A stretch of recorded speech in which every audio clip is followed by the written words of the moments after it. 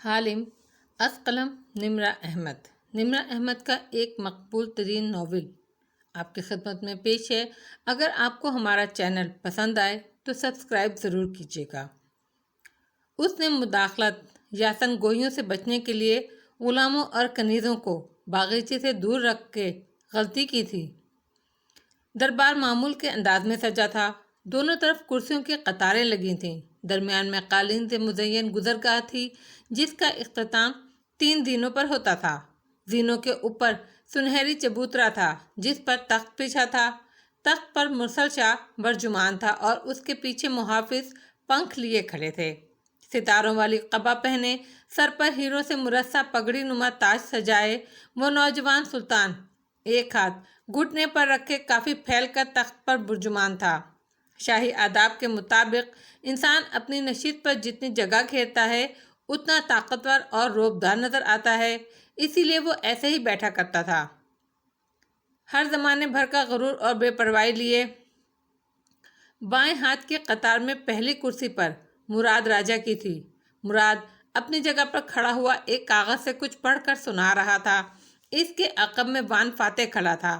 اس کے کاندھوں پر سیاہ قبا تھی اور وہ ہاتھ نیچے کر کے باندھے خاموشی سے مراد کو کارروائی میں حصہ لیتے دیکھ رہا تھا۔ وہ محسوس کر سکتا تھا کہ سامنے والی قطار میں بیٹھا سن باؤ اپنی چھوٹی چھوٹی چینی آنکھوں سے اسے گھورے جا رہا ہے۔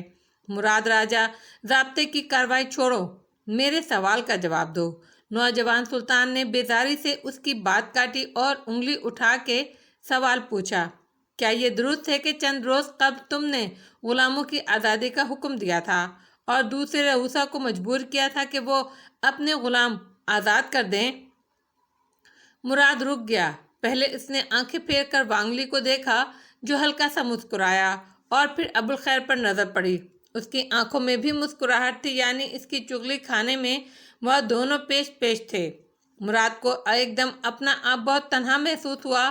وہ کھنکارا، میرے آقا، یہ غلام شدید کسمہ پرسی کے عالم میں زندگی گزار رہے تھے اور ہمارے علم میں یہ بھی لایا گیا ہے کہ غلاموں کے جانے سے اہم عہدوں پر مامور ہمارے امراء اور وزراء کو شدید مشکلات کا سامنا ہے۔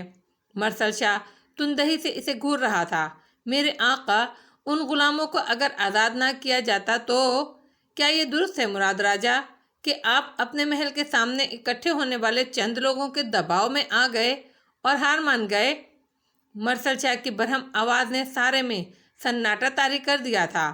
مراد راجہ، آپ کے اس قدم کی وجہ سے جس کے لیے آپ نے ہم سے اجازت طلب کرنا بھی مناسب نہیں سمجھی، کتنے کاموں کا نقصان پہنچایا ہے آپ کو اندازہ ہے؟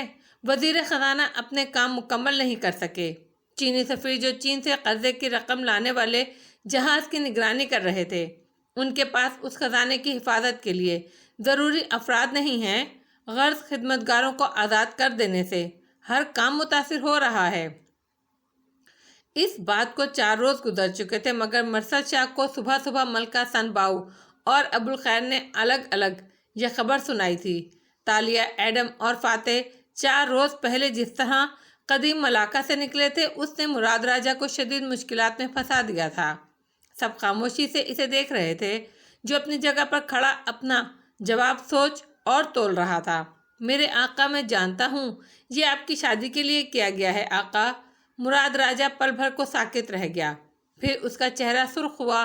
اس نے غصے سے گردن موڑی اور اپنے پیچھے کھڑے آدمی کو دیکھا جس کے کاندھوں پر سیاہ شال تھی اور وہ اٹھی گردن کے ساتھ سلطان سے مخاطب تھا۔ اگر آپ مجھے اجازت دیں تو میں وضاحت کروں آقا۔ ساتھ ہی سر کو خم دیا۔ اس کے انداز میں بغاوت نہ تھی، نرمی تھی، آداب تھے اور اخلاق تھا۔ خاموش، مراد نے دبی آواز میں اسے جھڑکا۔ مرسل شاہ نے چونک کر اس نئے درباری کو دیکھا اور ماتھے پر بل ڈالے۔ تم کون ہو اور تم بغیر اجازت ہماری گفتگو میں کیسے مداخلت کر سکتے ہو؟ درباری مڑ مڑ کر دیکھنے لگے۔ سن باؤ کی مسکراہٹ پھیکی پڑی۔ اس نے پہلو بدلا۔ میرے آقا، آپ کے والد نے اس دربار کے قوانین بنائے تھے جن کے مطابق وزراء کے مشیران بوقت ضرورت اپنی تجاویز دے سکتے ہیں۔ میں بندھارا کا مشیر ہوں اور آپ کے والد کے قانون کی وجہ سے بولنے کا پابند ہوں۔ اگر آپ اجازت دیں تو वो कुर्सियों के पीछे से निकलकर सामने आया, रोश पर सुल्तान के सामने खड़ा हुआ और सर झुकाकर ताज़ीम पेश की। फिर गर्दन उठाकर उसी नरम मुस्कुराहट से सुल्तान को देखा। अगर आप इजाज़त दें तो मैं वजाहत कर सकता हूँ, गुलाम आपकी शादी के लिए क्यों आज़ाद किए गए हैं। मुराद ने लब भींचकर परेशानी से इसे देखा। अब वो उसे रोक नहीं सकता था। मरसल शाह की अपनी पेशानी शिकन आलू थी, मगर उसने उखड़े उखड़े अंदाज में कहा, बोलो आका, ये हुक्म सिर्फ मुसलमान ग़ुलामों के लिए जारी किया गया था जो अगवा या जुल्म से जबरी ग़ुलाम बनाए गए थे। सनबाऊ वांगली के पास बंदरगाह पे जो लोग काम कर रहे हैं उनमें सिर्फ 7 ग़ुलाम मुसलमान थे। वज़ीर ख़जाना अबुल खैर के ग़ुलामों में से सिर्फ निस्फ मुसलमान थे। इसी तरह बाकी उमरा और रऊसा के गैर मुस्लिम जायज़ ग़ुलाम उनके पास काम कर रहे हैं, और जो मुसलमान ग़ुलाम आज़ाद किए गए थे उनको उन सब से दोबारा से यौमिया उजरत पर मुरादिब रख लिया है। आपके शाही दस्ते जाकर इनकी हवेलियों का खुद जायज़ा ले सकते हैं। अगर इन हजरात से अमूर सल्तनत में कोई कोताही हुई है तो इसकी वजह ग़ुलामों का ना होना नहीं है। इन सब के पास मतलूबा अफरादी क़ुव्वत आज भी मौजूद है। इसकी बात पे किसी का सर शर्मिंदगी से नहीं झुका, ना कोई जुद बुद हुआ। क्या सनबाऊ और क्या अबुल खैर, सब ढिठाई से खामोशी से सुने गए। मुरसल शाह ने भी अपनी गलती की तस्दीक पर बजाय अपने उमरा से पूछने के माथे पर बल डाले उस स्याह कबा वाले दराज कद आदमी को देखा। हमारा सवाल अब भी वही है मुशीर, इसका हमारी शादी से क्या ताल्लुक़। आका, ये शायद शहजादी ताशा की थी। वो उसी नरमी से बताने लगा। उनका हुक्म था कि उनका अरूसी लिबास जो सफ़ेद रंग का है उसे सिर्फ मुसलमान कारीगर ही बनाएंगे, इसीलिए हमें एक कसीर तादाद में कारीगर चाहिए थे। मुरसल के कांधे ढीले पड़ गए, माथे की शिकनें भी गायब होने लगीं। उसने अब्रू उठाया। अच्छा, तो क्या वो ग़ुलाम शहजादी का लिबास तैयार करने में लगे हैं? नहीं आका, क्योंकि उन ग़ुलामों को उनके साबका मालिकों ने वापस यौमिया उजरत पर रख लिया है, और इनके कामों से वो इतने थक जाते हैं कि उनमें कारीगरी की हिम्मत नहीं रहती। सनबाऊ के साथ बैठे मुशीर ने धीरे से इसके कान में सरगोशी की। ये झूठ कह रहा है। शहजादी के लिबास की बात कहाँ हुई थी? ये जिया का ग़ुलाम फातेह है, क्या तुमने नहीं पहचाना? अगर ये कहेगा कि ऐसा है तो ग़ुलाम अंधाधुंध इसकी बात की तायद भी कर देंगे। सनबाऊ ने धीमी आवाज़ में उसे घुरका। सुल्तान ने पहलू बदला। उसका गुस्सा ठंडा पड़ गया था। तो क्या हमारे पास कोई शाही कारीगर नहीं जो लिबास बना सकें? हैं मेरे आका, और अब वही लिबास बनाएंगे, मगर उनकी वजह से ताख़िर हो जाएगी। जितने कम कारीगर उतनी ताख़िर। इसके साथ ही उसने सर झुकाया और उल्टे कदमों पीछे हटता वापस अपनी जगह पर जा खड़ा हुआ। मुराद राजा इस दौरान मुख्तलिफ कैफियत का शिकार हुआ था। उनमें झुंझुलाहट वाज़े थी, अलबत्ता अब के वो ज़ब्त से खंकारा। आका, अगर आपको इस बात पर एतराज़ है तो हम इस हुक्मनामे को वापस ले सकते हैं, या कोई और हल जो आपकी नज़र में हो। हाँ, हम कोई हल निकालते हैं। मुरसल सबकी खुद पर मरकूज जवाब तरफ नज़रों से एकदम जुज़बुज़ हुआ और कबा उठाकर उठ खड़ा हुआ। तमाम अफराद भी तेज़ी से खड़े हुए और सर झुका दिए। मुरसल शाह उठी गर्दन के साथ नीचे उतरा और रोश पर चलता आगे बढ़ता गया। मुराद के करीब वो रुका। एक नज़र इसके पीछे खड़े आदमी को देखा जो गहरी नज़रों से मुरसल को ही देख रहा था। उसकी निगाहें मुरसल के अंदर तक उतरती थीं। इस बार उनमें अदब नहीं था बल्कि चुभन थी। बज़ाहिर कुछ काबिल गिरफ्त नहीं था, वरना वो इस आदमी को गिरफ्तार करवा सकता था, मगर कुछ गैर आरामदेह था उस शख्स में। लेकिन फिलवक्त वो नज़रअंदाज करके वापस आगे बढ़ गया। दरबार बर्खास्त हुआ तो मुराद राजा तेज से इसकी तरफ घुमा। मुझे तुम्हारी हिमायत की ज़रूरत नहीं थी। वो हल्का सा मुस्कुराया और राजा की तरफ झुका। मैं आपकी हिमायत नहीं कर रहा था। मैं दरबार में सुल्तान और वुज़रा से अपना तारुफ करा रहा था ताकि आप ये जान लें कि मुझे तवज्जो घेरने की आदत है। अगर आप मुझे अपना मुशीर नहीं रखेंगे तो इनमें से कोई भी मुझे हाथों हाथ लेगा, हत्ता कि सुल्तान भी। फैसला आपको करना है कि आपको वान फाते अपने खिलाफ चाहिए या अपने साथ। वो सर झुकाकर मुस्कुराकर उसे देख रहा था। राजा और पीछे हट गया। मुराद राजा लाजवाब होकर खामोश हो गया था, फिर माथे पर बल लिए आगे बढ़ गया। وہ اپنے نئے مشیر سے ناخوش نظر آتا تھا، مگر وہ اسے خود سے جدا بھی نہیں کرنا چاہتا تھا۔ وہ عجیب دوراہے پہ پھنس گیا تھا۔ ساری الجھنوں کے سرے پر بس ایک خیال جگمگاتا ہوا دکھائی دیتا تھا، وہ ملاقہ کا آنے والا سلطان بنے گا، سلطان مراد راجہ۔ اور یہ ایک خیال بہت کڑے ہوئے گھونٹ کو امرت میں بدل رہا تھا۔ مراد راجہ انہی سوچوں میں گم دربار سے نکل کر باغ کے درمیان بنی روش سے گزر رہا تھا کہ سامنے سے آتی تالیہ کو دیکھ کر رفتار سست ہوئی۔ گہری سانس اندر کو کھینچی تو وہ مورخ کی حالت دیکھ آئی تھی۔ وہ لباس پہلوؤں سے اٹھائے لال بھبو کا چہرہ لیے چلی آ رہی تھی۔ مراد کے عین سامنے آ کر وہ رکی اور غصیلی نظروں سے اسے دیکھا۔ آپ نے آدم کے ساتھ ایسا کیوں کیا؟ کیا میں اس کو آپ کے پاس اس لیے لائی تھی کہ آپ اسے آدھا مار دیں؟ مراد نے اتنی ہی برہم نظروں سے اسے دیکھا۔ میرے اوپر چلانے سے پہلے یہ یاد رکھو، تمہاری وجہ سے میں اس وقت معتوب ٹھہرایا جا رہا ہوں۔ جو تمہارے ساتھیوں نے میرے ساتھ کیا، اس کے بعد بھی اگر میں دوا کا نسخہ دے رہا ہوں تو اسے غنیمت سمجھو، مگر مجھ سے یہ توقع مت رکھو کہ میں 1 سال اسے اپنی دنیا میں برداشت کروں گا۔ اس سے کہو اپنی دوا ڈھونڈے اور جائے یہاں سے۔ آپ نے اسے کچھ کرنے کے قابل چھوڑا ہے؟ وہ بے بسی بھرے غصے سے بولی۔ آپ نے اسے گھائل کرتے وقت یہ بھی نہ سوچا کہ اس کے بعد میں کیا کروں گی؟ کیا کرو گی؟ یہ مت بھولو، اس کی دوا کا نسخہ اب بھی صرف میرے پاس ہے۔ مراد نے ابرو اٹھا کر ٹھہر ٹھہر کر کہا اور تالیہ چپ ہو گئی۔ ایک دم اس کے ترکش کے سارے تیر جیسے راکھ ہو گئے تھے۔ مراد جانتا تھا وہ جان جائے گی کہ ایڈم کے ساتھ یہ سب اس نے کیا ہے، اور پھر بھی اس نے ڈنکے کی چوٹ پر یہ کیا، کیونکہ وہ جانتا تھا تالیہ کے پاس چپ کر جانے کے سوا کوئی چارہ نہیں ہوگا۔ دوا کا نسخہ صرف مراد کے پاس تھا اور وہ اب اس سے نہیں لڑ سکتی تھی۔ میں کچھ مانگے بغیر تمہارے دوست کی دوا بنا دوں گا 1 ماہ کے اندر اندر۔ مجھے اجزائے ترکیبی لا دو، اس سے زیادہ کی توقع مجھ سے مت رکھو۔ وہ صد مہری سے کہہ کر آگے بڑھ گیا اور وہ بے بسی سے مٹھی بھینچے وہیں کھڑی رہ گئی۔ وہ جتنے غصے میں یہاں آئی تھی اتنی ہی جلدی ٹھنڈی پڑ گئی تھی۔ وہ مراد کو کیا دھمکی دے سکتی تھی کہ وہ یہاں سے چلی جائے گی، مگر جواب میں وہ کیا مانگتی کہ دوا بنا دو، تو وہ مراد پہلے ہی بنا کے دے رہا تھا۔ اس کا دیا گیا نقصان تو اب ایڈم کو پہنچ چکا تھا۔ اب وہ اپنے باپ کو برا بھلا کہے یا اس سے خفا ہو، وہ ایڈم کا کام مزید خراب کرے گی۔ بہتر نہیں؟ کیا وہ زندگی میں پہلے کبھی اتنی بے بس ہوئی تھی؟ قدیم ملاقہ کی اندیکھی زنجیریں اسے یہاں قدم جمانے سے پہلے ہی جکڑنے لگ گئی تھیں۔ تالیہ نے گہری گہری سانس اندر کو کھینچی اور خود کو پرسکون کرنا چاہا۔ وہ روش پر کھڑی تھی، دونوں طرف سبز گھاس کے قطعے تھے اور سامنے لکڑی سے بنے محل کی سیڑھیاں تھیں۔ دھوپ محل کی طرف سے آ رہی تھی اور چند لوگ بھی۔ اس نے دھوپ سے بچنے کو ماتھے پر انگوٹھیوں والے ہاتھ سے چھجا بنایا۔ منظر واضح ہوا، سامنے سے آتے سپاہیوں کے ساتھ چلتا سیاہ قبا والا شخص، اس کی مسکراہٹ۔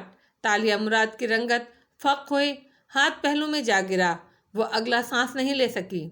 مصاحبوں کی ٹولی قریب آ چکی تھی۔ شہزادی کو دیکھ کر سب ٹھہر گئے، سیاہ قبا والا شخص بھی۔ سر ذرا سا جھکا کر مسکرا کر بولا، شہزادی! اور شہزادی کے تو کاٹو تو بدن میں لہو نہیں رہا۔ منہ کھولے چند لمحے اسے دیکھے گئی۔ اس کے چہرے پر تیز دھوپ سیدھی پڑ رہی تھی، مگر وہاں پرواہ کسے تھی؟ یہ اپنے باپا کے ایک مصاحب کی طرف سوالیہ نظروں سے دیکھا، جس نے جلدی سے وضاحت کی، یہ بندھارہ کے نئے مشیر ہیں۔ تالیہ نے بے یقینی سے تیز دھوپ میں مقابل کھڑے شخص کا چہرہ دیکھا اور پھر اس کی سیاہ قبا کو، پھر اس کے نیچے پہنے سفید نفیس لباس کو۔ آنکھیں واپس اٹھیں اور اس کے چہرے پر رکیں۔ پھر تالیہ نے ابرو اٹھایا اور بنا لب ہلا کر آواز کے بولی، سیریسلی؟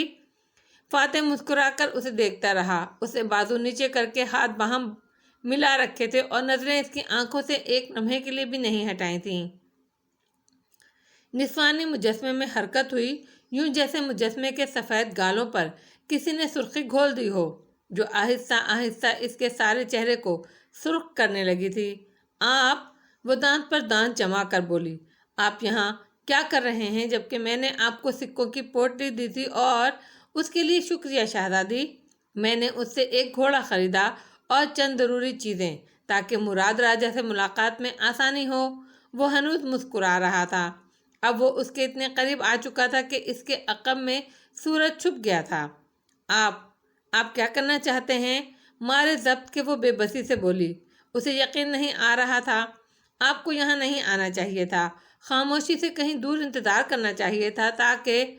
سنو حالم، اس نے آواز دھیمی کی اور سر اس کی طرف جھکایا، پھر آہستہ سے اپنی زبان میں بولا، تمہیں فیصلے کرنے کا اختیار کے علم میں دیا تھا میں نے، مگر تم نے میری بات نہیں مانی۔ جب تم میرے کہنے پر فرار تک نہیں کر سکتی تھیں تو میں تمہارے کہنے پر فرار کیوں اختیار کروں؟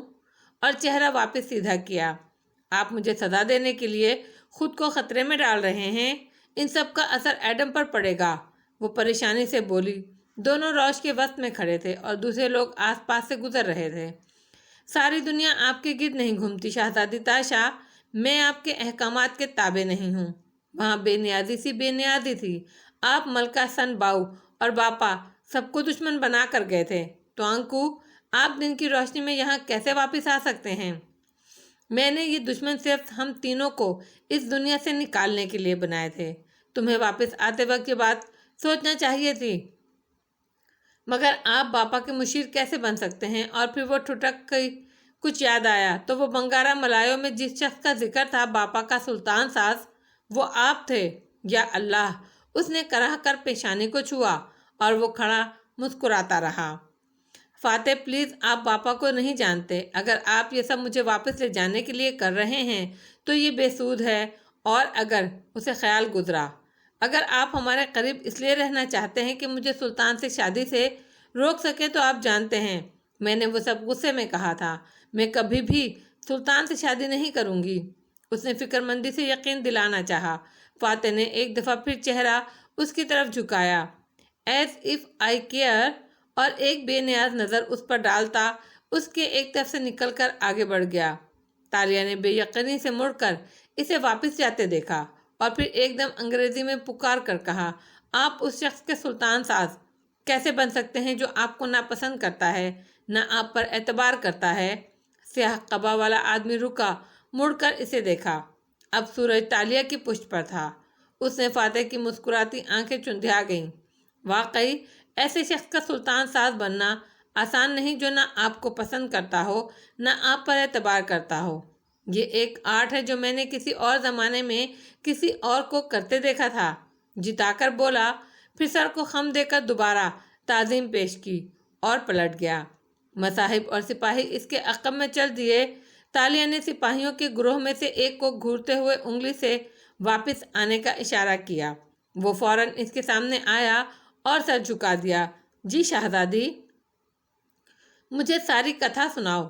یہ جیا کا غلام فاتح میرے باپا کا مشیر کیسے بنا؟ سپاہی نے صبح جو دیکھا تھا کہہ سنایا۔ راجہ اور وہ گھوڑوں پر کھڑے باتیں کرتے رہے۔ پھر راجہ نے حکم دیا اس کا محل میں کمرہ تیار کیا جائے، کیونکہ… کیا؟ وہ ہکا بکا رہ گئی۔ مطلب کیا وہ ہمارے محل میں رہے گا؟ جی، جیسے عارف رہتا ہے، جیسے… مثالیں مت دو، یہ بتاؤ دربار میں کسی نے اس کے بارے میں کچھ کہا تو نہیں؟ اور جواب میں سپاہی نے جو اسے بتایا اسے سن کر تالیہ کا دماغ مزید گھوم گیا۔ شہزادی کا عروسی لباس کاریگر، یا اللہ، یہ وان فاتح کیا کر رہا تھا؟ وہ چند لمحے کھڑی سوچتی رہی، پھر اپنی کنیزوں اور غلام کی طرف گھومی۔ ملکہ کو خبر دو، شہزادی تاشا آئی ہے۔ وہ بظاہر سنجیدہ تھی مگر اندر سے پریشان۔ کوئی بھی اس کی منشا کے مطابق کام نہیں کر رہا تھا۔ ایڈم الگ بیمار پڑا تھا اور وان فاتح کیا کرنا چاہ رہا تھا؟ اس نے یاد کرنے کی کوشش کی، کتاب میں کیا لکھا تھا، آگے کیا ہوگا، مگر ایک دفعہ کی پڑھی ہوئی کتاب کی اکثر تفصیلات ذہن سے اس وقت محو ہوتی محسوس ہو رہی تھیں۔ بس ایک چیز واضح یاد تھی، وہ احمقانہ 7 سوال جو تاشا نے مرسل شاہ کے سامنے رکھے تھے۔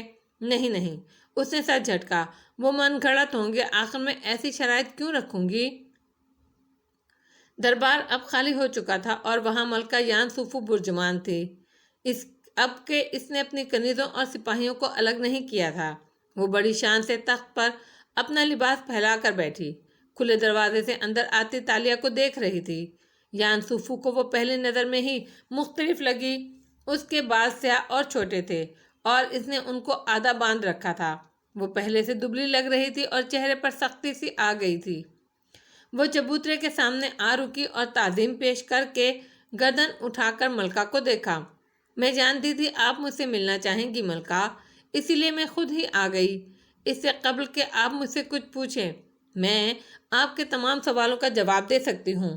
وہ ٹھہر ٹھہر کر ملکہ کی آنکھوں میں دیکھ کر کہہ رہی تھی۔ یان سافو خاموشی سے اسے سنے گئی، ساتھ ہی وہ اپنی ایک کلائی کو دوسرے سے سہلا بھی رہی تھی۔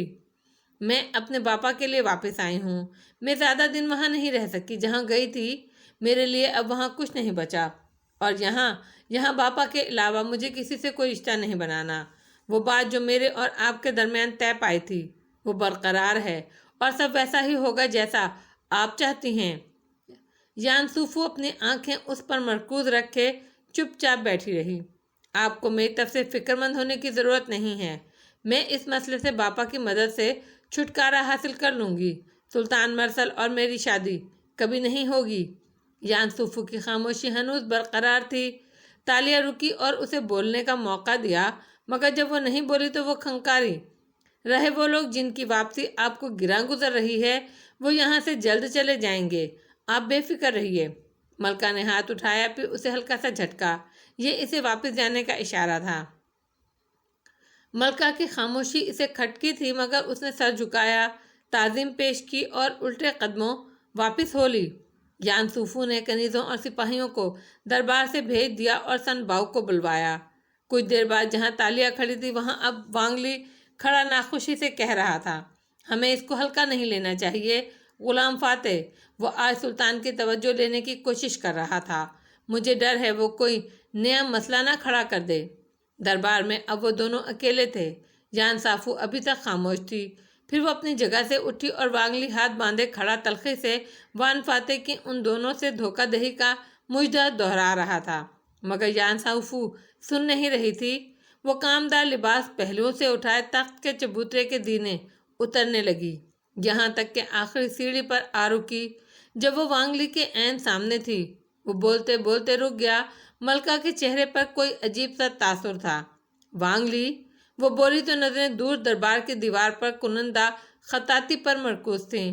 انسان کے بال کس شے کی علامت ہوتے ہیں؟ وانگلی نے تذبذب سے اسے دیکھا۔ بال؟ اس نے سوچنے کے لیے وقفہ لیا۔ انسان کے غرور کے، تبھی حج کے موقع پر اللہ کے سامنے سر جھکانے کے لیے انہیں کٹوانا پڑتا ہے۔ اور کس چیز کو ظاہر کرتے ہیں بال؟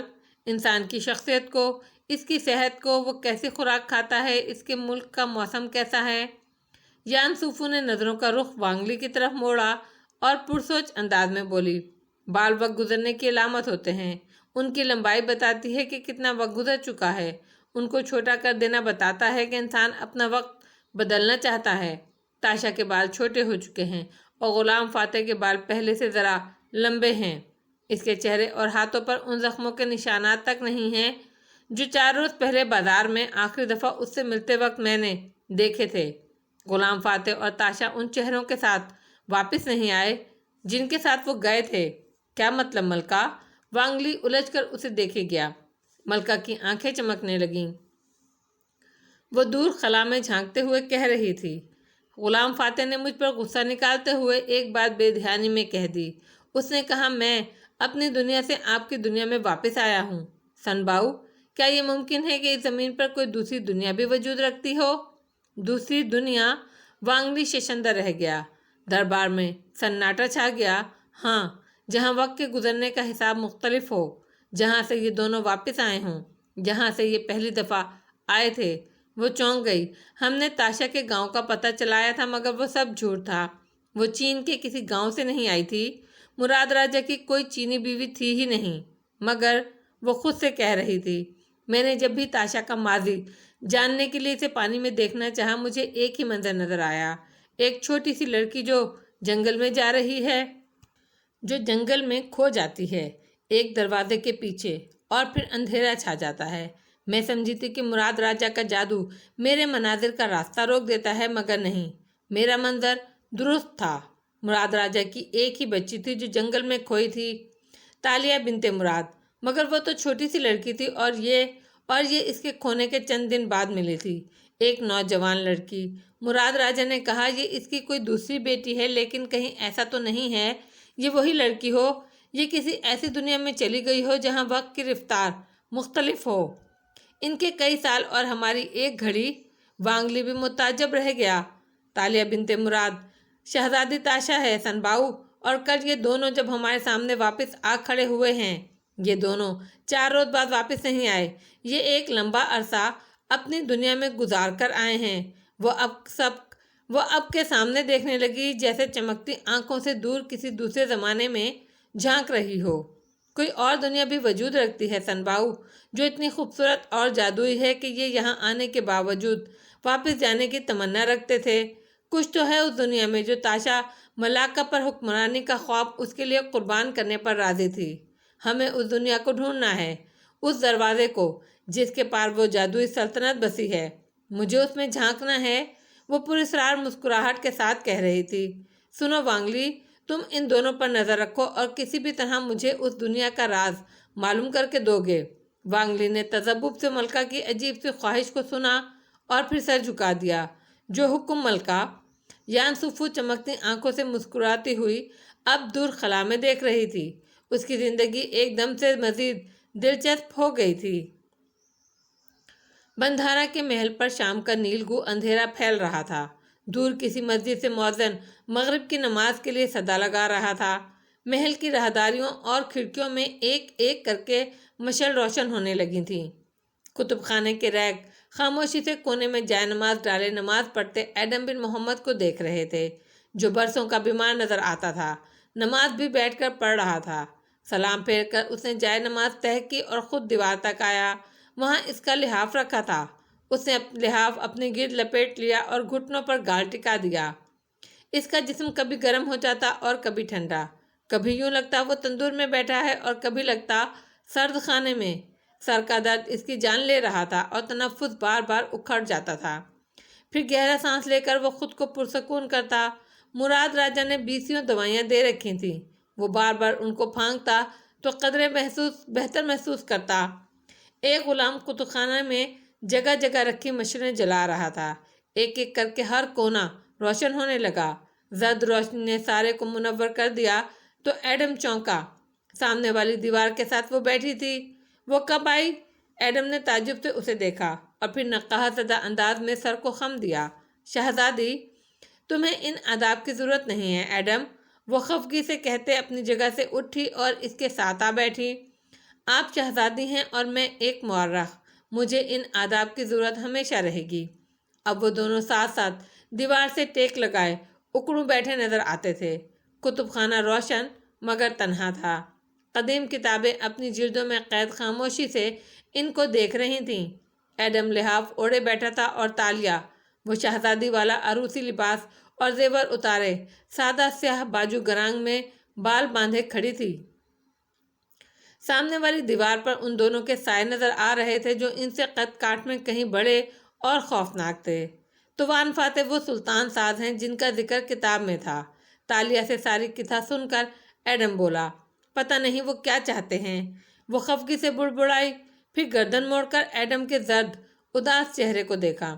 آئی ایم سوری ایڈم، یہ سب میری وجہ سے ہوا۔ ایک شکار باز سے دوسرے شکار باز کے کتب خانے کے سفر نے ہمیں صرف نقصان دیا ہے۔ میں آپ سے ناراض نہیں ہوں چیتالیہ، وہ سادگی سے بولا۔ نظریں اپنے جناتی سائے پر لگی تھیں۔ میں صرف بیمار ہوں، میرے اندر کسی سے ناراض ہونے کی ہمت نہیں رہی۔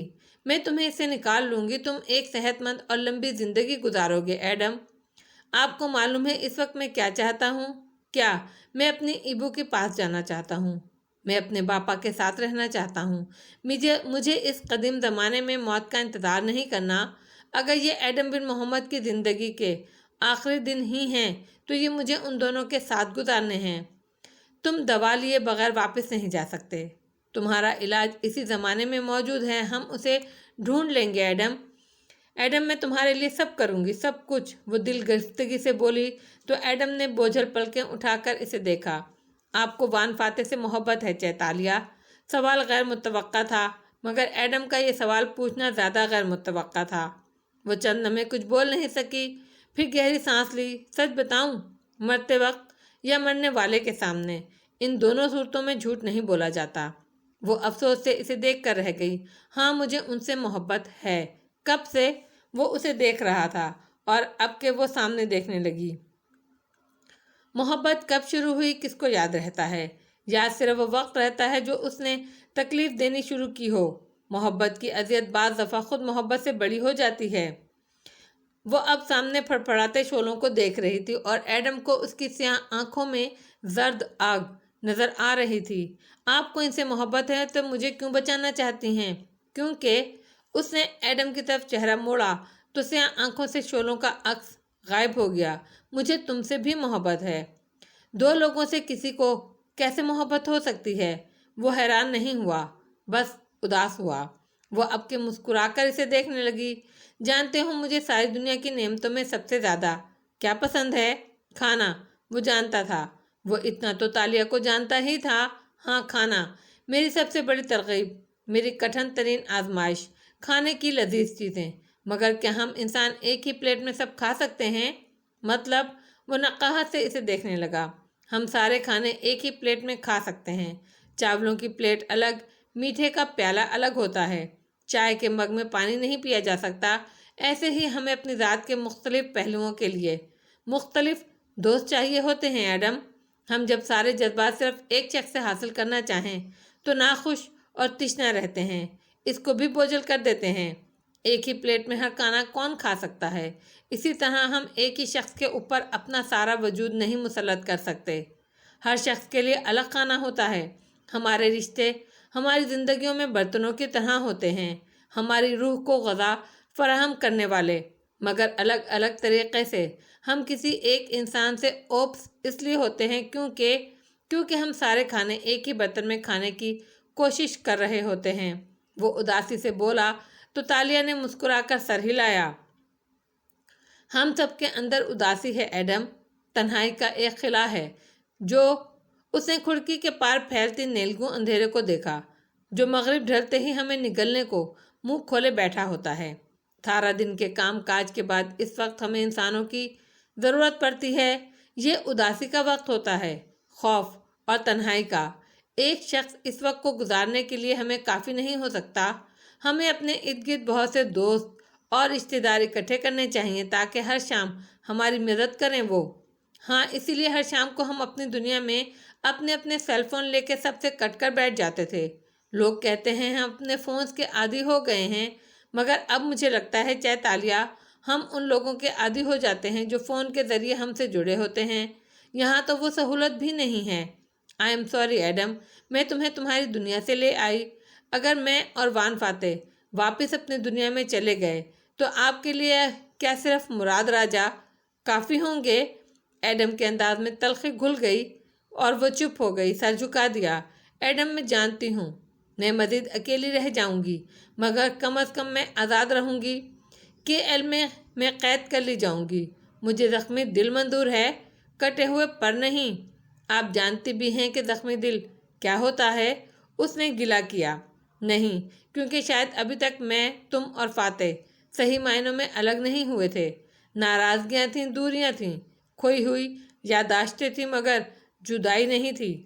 میں نہیں جانتی میں اس جدائی کو کیسے سہ سکوں گی، مگر میں اس وقت صرف تمہارے بارے میں سوچنا چاہتی ہوں۔ کیا ہم ایک ماہ میں وہ اجزائے ترکیبی ڈھونڈ لیں گے چیتالیہ؟ اس نے کسی خوفزدہ بچے کے سے انداز میں پوچھا۔ اب تو دیوار پر اپنے دیو ہیکل صاحب بھی اسے ڈرا رہے تھے۔ ہاں، کیونکہ جو ہمیں کرنا آتا ہے وہ ہمیشہ ہماری جان بچاتا رہے گا۔ کیسے، کب، مجھے نہیں معلوم، مگر کوئی راستہ ہوگا۔ ہر مشکل سے نکلنے کا کوئی راستہ ہوا کرتا ہے۔ ایڈم گھٹنے پر گال ٹکائے، لحاف لپیٹے، خاموشی سے گہری سانس لینے لگا۔ اس میں مزید بولنے کی سکت نہیں رہی تھی۔ اس صبح قدیم ملاقہ کے بازار میں خوانچہ فروش صدائیں لگاتے دکھائی دے رہے تھے۔ دکانوں میں رش اور معمول کی گہما گہمی تھی۔ گھوڑے گاڑیوں پر سامان لادا جا رہا تھا۔ ایسے میں مراد راجہ کا قافلہ بازار کے درمیان سے گزر رہا تھا۔ مراد گھوڑے پر سوار، سنہری قبا کاندھوں پر ڈالے، ماتھے پر سرخ پٹی باندھے، سپاٹ تاثرات کے ساتھ گھوڑے کو آگے بڑھا رہا تھا۔ رات بارش کے باعث سڑک گرے تھے اور عمومی راستوں کو بندش کی وجہ سے ترک کر کے انہیں بازار سے گزرنا پڑ رہا تھا۔ ایک گھڑ سوار پہلے نقارہ بجاتا، ہٹو بچوں کا اعلان کرتا، پیچھے راجا اور مصاحب چلے آ رہے تھے۔ لوگ تیزی سے راستہ چھوڑ رہے تھے، عورتوں اور بچے دکانوں کے چھپروں تلے پناہ لینے لگے۔ وہ مراد سے چند قدم پیچھے تھا۔ اس نے آج بھی کاندھوں پر سیاہ قبا پہن رکھی تھی اور سنجیدہ نظریں مراد کی پشت پر لگی تھیں۔ دفعتاً وہ اپنے گھوڑے کو مراد کے گھوڑے کے دائیں جانب لے گیا اور اسے مخاطب کیا۔ آپ کتنے عرصے بعد بھرے بازار میں سے گزر رہے ہیں راجا؟ یاد نہیں؟ مراد کا چہرہ سپاٹ رہا۔ آپ غیر آرام دہ نظر آتے ہیں۔ بندھارا نے گردن موڑ کر ایک سنجیدہ نظر ساتھ والے گھڑ سوار پر ڈالی۔ بازار سے گزرنے کے باعث ہماری رفتار سست پڑ جاتی ہے۔ محل میں بہت سے کام ہمارے منتظر ہیں، یا شاید آپ کو ان لوگوں کے درمیان سے گزرنے سے اکتاہٹ ہوتی ہے۔ ان کی غربت اور آنکھوں میں بسی محرومیاں آپ کو مضطرب کرتی ہیں۔ وان فاتح، میں نے تمہیں اپنا مشیر تعینات کیا ہے، نا سے نہیں۔ صرف مراد راجہ ان لوگوں کے لیے کام کرتا ہے۔ کیا کوئی دوسرا بندھارا کر کے گیا ہے؟ وہ تلخی سے بولا اور لگام کو زور سے جھٹکا دیا۔ نتیجتاً گھوڑے کی ٹاپ تیز ہو گئی۔ دونوں طرف دکانوں کی قطاریں تھیں اور درمیان میں کچا راستہ جس سے وہ گزر رہے تھے۔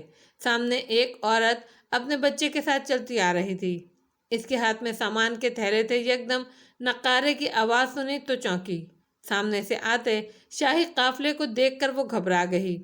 بچے کا ہاتھ پکڑا اور ایک طرف کو ہٹی۔ افراتفری میں تھیلے پھسلے، دو ریان راستے میں لڑکتے گئے، مگر وہ اتنی خوفزدہ تھی کہ چھپر کی سمت بھاگ گئی۔ پھل بھی نہیں سمیٹے۔ راستے میں پھل کسی رکاوٹ کی طرح گرے تھے۔ پیش قدم سپاہی نے گھوڑا روک رکھا۔ مراد راجہ کے ماتھے پر بل پڑے۔ اسے رفتار سست کرنی پڑ گئی۔ اسی لیے میں بازار سے نہیں گزرتا۔ اس نے زیر لب اسے کوسا۔ راجہ، وہ اس کے مزید قریب آیا اور آہستہ سے اسے مخاطب کیا۔ میں جانتا ہوں کہ آپ کو یہ لوگ حقیر اور بے وقوف معلوم ہوتے ہیں اور اپنے کام زیادہ اہم، لیکن اگر آپ ان لوگوں کے سلطان بننا چاہتے ہیں تو رک جائیں، ان پھلوں کو کچل کر آگے نہ بڑھیں۔ مراد نے ناپسندیدگی سے اسے دیکھا۔ سلطان بننے کے لیے مجھے ان لوگوں کی خوشامد کرنے کی ضرورت نہیں ہے، معذرت، لیکن اگر آپ کو معلوم ہوتا کہ سلطان بننے کے لیے آپ کو کیا چاہیے تو آپ مجھے اس کام کے لیے تعینات نہ کرتے۔ ایک دفعہ میری بات مان کر تو دیکھیے۔ ان دونوں کے گھوڑے رک چکے تھے۔ پیش قدم سپاہی نے غصے سے عورت کو ڈانٹا اور پھر ان پھلوں کو دیکھا جو سارے راستے میں بکھرے تھے۔ دونوں اطراف دکانوں میں لوگ چپ چاپ کھڑے تماشا دیکھنے لگے۔ کوئی مدد کے لیے آگے نہیں آیا۔ عورت بچے کو مزید خود سے لپٹائے سہمی ہوئی کھڑی رہی۔ عارف پیچھے سے آگے آیا اور مراد کو مخاطب کیا۔ راجہ، اس گستاخ عورت نے یہ حرکت جان بوجھ کر کی ہے۔ اس کو گرفتار کر کے سرزش کی جانی چاہیے تاکہ بازار والوں کو عبرت ملے، ورنہ کچھ دن تک یہ یہاں سے روز گزرنا ہوگا۔ یہاں لوگ روز شرارتیں کریں گے۔ مراد نے پہلے اسے دیکھا اور پھر فاتح کو، جو گہری سانس لے کر کہنے لگا، راجہ ایسا نہ کریں، وہ غریب عورت ہے۔ مگر مراد نے ابرو سے عارف کو اشارہ کیا۔ وہ فوراً مڑا اور سپاہیوں کو اشارہ کیا۔ دو سپاہی اس عورت کو اس کے بچے کے ساتھ پکڑ کر زبردستی کچے راستے پر سامنے لے آئے۔ پھل ابھی تک راستے میں بکھرے تھے۔ راجہ، ایک دفعہ میری بات سن لیجئے، وہ فکر مندی سے بولا، مگر مراد نے ماتھے پر بل لیے اسے دیکھا۔ تم مجھے ایک کمزور حکمران بنانا چاہتے ہو جو موم کی طرح پگھل جاتا ہے۔ اگر ان گستاخیوں پر لوگوں کو سزا نہ دی جائے تو وہ حکمرانوں کے تابع نہیں رہتے۔ شاید آپ یہ ظاہر کرنا چاہتے ہیں کہ آپ کو ان لوگوں سے حقارت محسوس ہوتی ہے، مگر حقیقت میں ایسا نہیں ہے۔ وہ دھیمی آواز میں راجہ کے قریب کہہ رہا تھا، البور سنگائی میں آپ نے ایسے ہی لوگوں کے ساتھ کئی برس گزارے ہیں۔ میں جانتا ہوں آپ کو ان کے درمیان گھومنے پھرنے سے خوف محسوس ہوتا ہے۔ مراد راجہ کے ہاتھ لگام پر ساکت ہو گئے۔ اس نے آہستہ سے گردن موڑ کر فاتح کو عجیب نظروں سے دیکھا۔ خوف؟ جی، کیونکہ آپ نے ایسے ہی لوگوں سے غداری کی تھی سلطان کے معافی حاصل کرنے کے لیے۔ آپ نے اپنے ساتھی شکار بازوں اور کئی غریب لوگوں کو گرفتار کرایا تھا، ان کے گھر جلوائے تھے۔ جب آپ ان کے کچے گھروں اور دکانوں کے سامنے سے گزرتے ہیں تو آپ کو احساس جرم ہوتا ہے۔ عارف ڈپٹ کر تماش بینوں کو پھل چننے کا کہہ رہا تھا۔ ایسے میں ان دونوں کی دھیمی آواز میں گفتگو عارف کو سنائی نہیں دے رہی تھی۔ البتہ جیا کے اس غلام کو اپنے راجا کے اتنے قریب سرگوشی میں باتیں کرتے دیکھ کر وہ غیر آرام دہ محسوس کر رہا تھا۔ مجھے کوئی احساس جرم نہیں ہے، مراد تلخی سے بولا۔ اگر آپ سلطان بننا چاہتے ہیں تو آج میری بات مان کر دیکھیے۔ میں آپ کو یقین دلاتا ہوں آج آپ اس بازار سے وہ شے لے کر نکلیں گے جو آپ کے پاس اس سے پہلے نہیں تھی۔ کیا ثواب نے کی میرے اوپر ایسے واز اثر نہیں کرتے وان فاتح؟ راجا اس عورت کے چہرے کا رنگ دیکھیں۔ مراد نے گردن موڑ کر سپاہیوں کے نرغے میں گری عورت کے فقط چہرے کو دیکھا۔ اس سے غلطی کی ہے، اس کو خوفزدہ ہونا بھی چاہیے۔ مراد نے شانے اچکائے۔ وہ خوفزدہ نہیں ہے، وہ خوف سے آپ کے راستے سے نہیں ہٹی تھی۔ خوف ایسا نہیں ہوتا راجا۔ اس نے آواز مزید دھیمی کی۔ یہ نفرت ہے۔ مراد کا جبڑا بھچ گیا۔ اس کے چہرے پر ایک ساتھ کئی رنگ آئے۔ نفرت ان لوگوں کے مدرسوں اور ہسپتالوں کے لیے۔ مراد راجہ دن رات کام کرتا ہے، دوسرے ملکوں سے سامان تجارت منگاتا ہے تاکہ سب کو روزگار ملے، مسجدیں بنواتا ہے، اور تم کہہ رہے ہو یہ مجھ سے نفرت کرتے ہیں؟ اور ان کو کون بتائے گا کہ آپ یہ سب کرتے ہیں؟ وہ اسی اطمینان سے بولا، ملکہ جان سوفو یہ سب ان کے لیے نہیں کرتی، مگر ملکہ سے یہ نفرت نہیں کرتے۔ حالانکہ ان کے گھر ملکہ نے جلوائے تھے، میں ان کے درمیان ایک لمبا عرصہ رہا ہوں۔ راجا ملکہ کے بھیجے کارندے ہر بازار میں آپ کے خلاف باتیں کرتے ہیں، آپ کی الور سونگائی میں اپنے ساتھیوں سے غداری کی داستانیں سناتے ہیں۔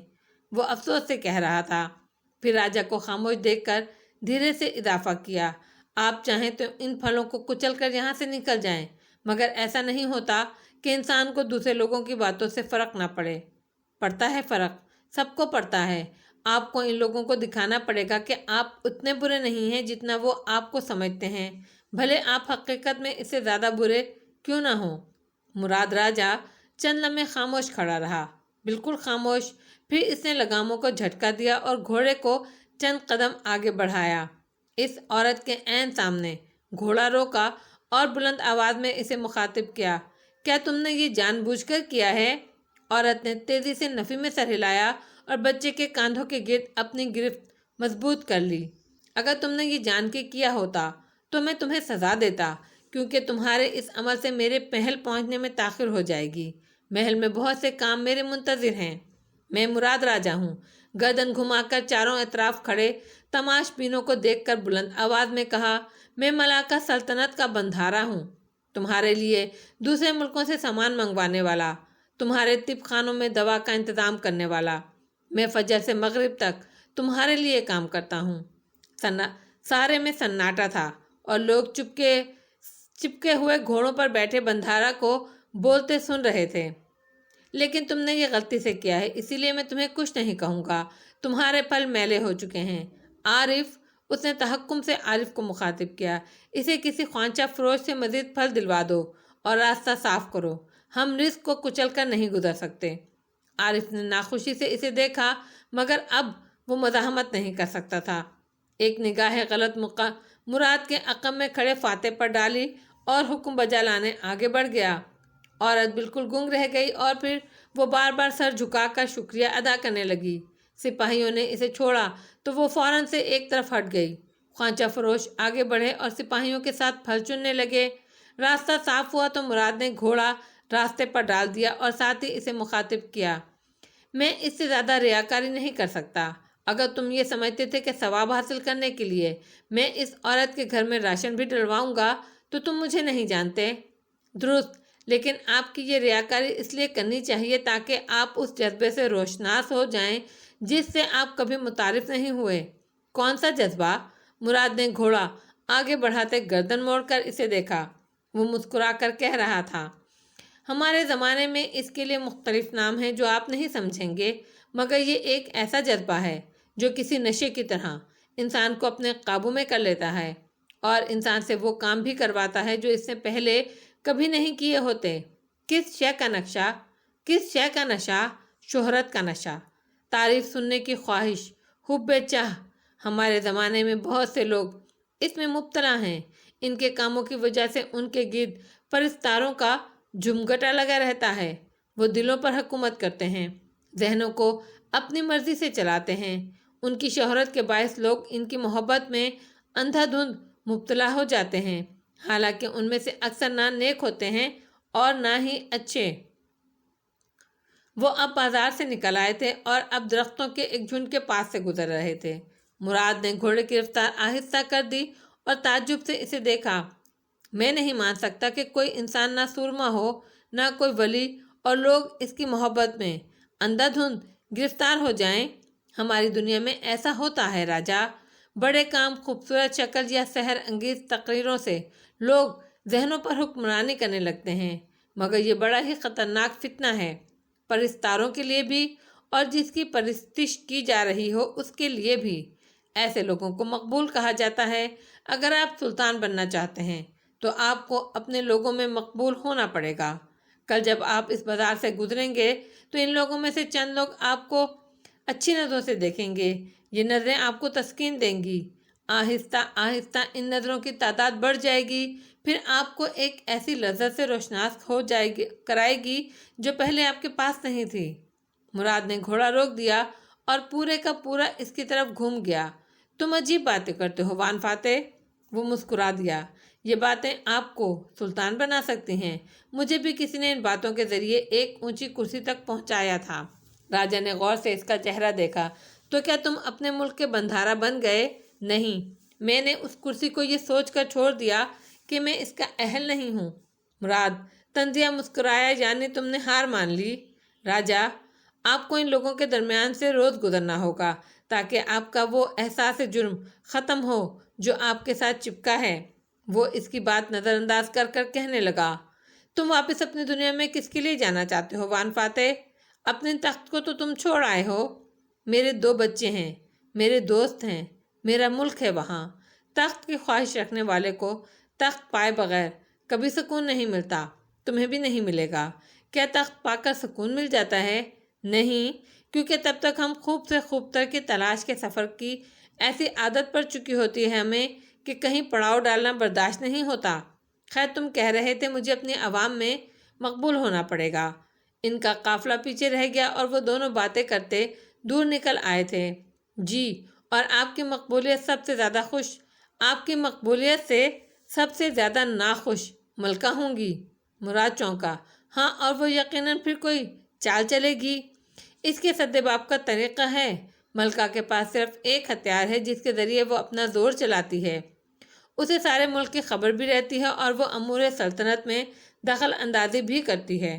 اگر ہم اس ہتھیار کو ملکہ سے کھینچ لیں تو ملکہ مفلوج ہو جائے گی، اور وہ ہتھیار ہے سن باؤ وانگلی۔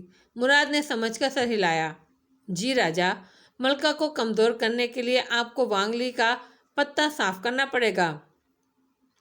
وانگلی تمہارا سابقہ آقا تھا وان فاتح، اور میں نے سنا تھا تم نے ابوالخیر سے آزادی حاصل کر کے وانگلی کے پاس جانے کے بعد بھی اپنے سابقہ آقا کی برائی تک نہیں کی تھی، اور آج تم مجھے اپنے سن باؤ کا پتہ صاف کرنے کا مشورہ دے رہے ہو۔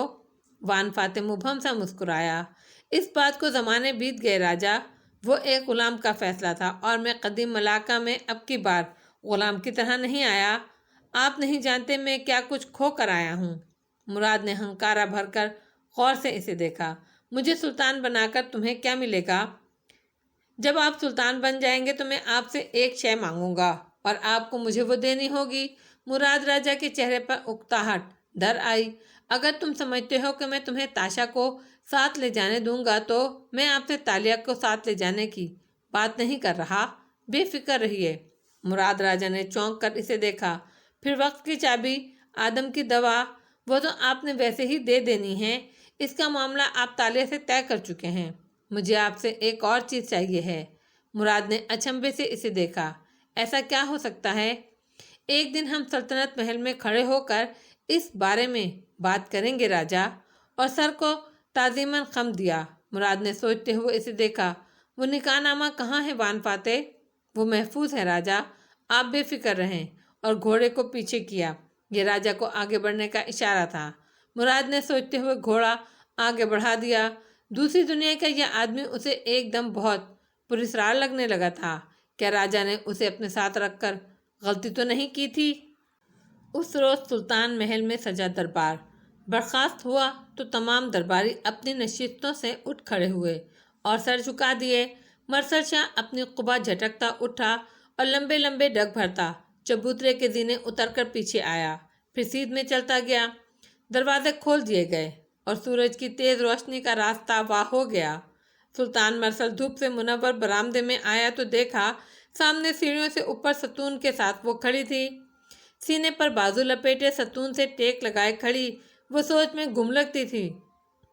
سنہری گلابی باجو گرنگ پہنے، سر پر گلابی کپڑا ٹکائے، وہ ماتھے پر تاج سجائے ہمیشہ ہی کی طرح خوبصورت نظر آتی تھی۔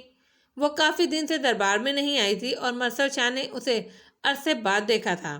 وہ رک گیا، پھر کمر پر ہاتھ باندھے دھیرے دھیرے اس کی طرف قدم اٹھانے لگا۔ اس کے پیچھے جو موجود غلام تھے وہ بھی ساتھ ہو لیے۔ شہزادی نے آہٹ محسوس کی تو چونکی اور تیزی سے گھومی، اس نوجوان سلطان کو دیکھا اور سر جھکایا۔ آقا، آپ کو بہت دن بعد دیکھا ہے شہزادی، وہ مسکرا کر گویا ہوا۔ اس کی پگڑی میں جڑے نگینے دمک رہے تھے۔ وہ صورت کا ایسا تھا جیسے شہزادے ہوتے ہیں، اچھے نہ ہو تب بھی تراش خراش ان کو خوبصورت بنا دیتی ہے، مگر اس کے چہرے کا لاابالی پن تالیہ کو غصہ دلاتا تھا۔ وہ جبراً مسکرا کر بولی، بس سفر کی تھکان اتار رہی تھی۔ وہ دونوں دھوپ سے نہائے برآمدے کے ستونوں کے ساتھ کھڑے تھے۔ لکڑی کے محل کے زینے ان کے ساتھ سے شروع ہوتے اور نیچے سبزہ زار تک جاتے تھے۔ آپ کے لباس پر کام شروع ہو گیا، اگر ضرورت ہو تو ہم کاریگر فراہم کر سکتے ہیں۔ مسکرا کر اسے دیکھتے ہوئے مرسل شاہ نے پیشکش کی۔ کاریگری مائے فٹ، اس نے دل میں سوچا، مگر ضبط سے گہری سانس لی اور سنجیدگی سے اسے دیکھا۔ آقا، مجھے آپ سے بات کرنی ہے، کہیے۔ وہ متوجہ تھا۔ ارد گرد کافی لوگ تھے جو دربار سے نکل رہے تھے، مگر ان دونوں کو کھڑا دیکھ کر دور سے کنی کترا کر سیڑھیوں کی طرف بڑھ جاتے۔ جگہ اور وقت مناسب نہیں تھا، مگر وہ اب مزید اس ناٹک کو برداشت نہیں کر سکتی تھی۔ آقا، میں آپ سے شادی نہیں کر سکتی۔ وہ جو کمر پر ہاتھ باندھے کھڑا تھا چند لمحے اسے دیکھتا رہا، پھر ابرو اٹھایا۔ کیا آپ کو کسی نے کچھ کہا ہے؟ غالباً ملکہ نے۔ نہیں آقا، یہ میرا اپنا فیصلہ ہے، ہم دونوں کی شادی نہیں ہو سکتی۔ مرسل شاہ نے قدرے اچنبھے سے ابرو اکٹھے کیے۔